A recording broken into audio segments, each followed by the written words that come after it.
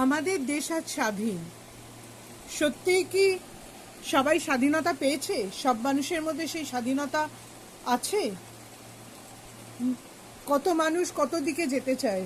সবাই ডাক্তারি পড়তে পারে না, কেন না? জয়েন্টে পাশ করে তবে পড়তে হবে। তাহলেই কি লোকে অনেক বেশি ভালো ডাক্তার হয়ে যায়?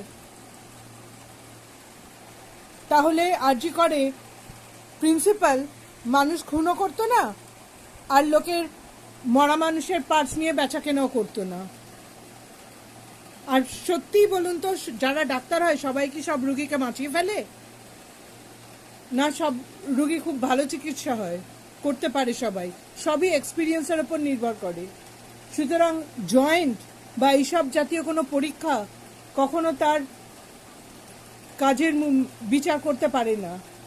তাই জন্য যারাই পাশ করছে, নর্মাল যে আমাদের 10-12 বেড যে পরীক্ষাগুলো হয় সেটাই যথেষ্ট তার বিচারের জন্য। সে সেখানে পড়ার পরেই যার যে লাইনে যাওয়ার ইচ্ছে, সেই স্বাধীনতা যেন থাকে।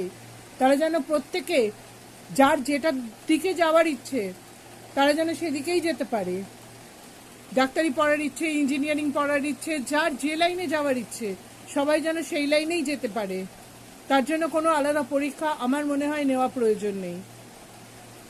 এবং তার জন্য সিট বাড়ানো উচিত।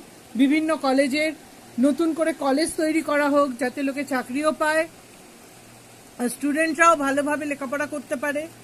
প্রত্যেক মানুষ যার যেদিকে যাওয়ার ইচ্ছে তারা যেন সেই দিকেই গিয়ে লেখাপড়া করতে পারে।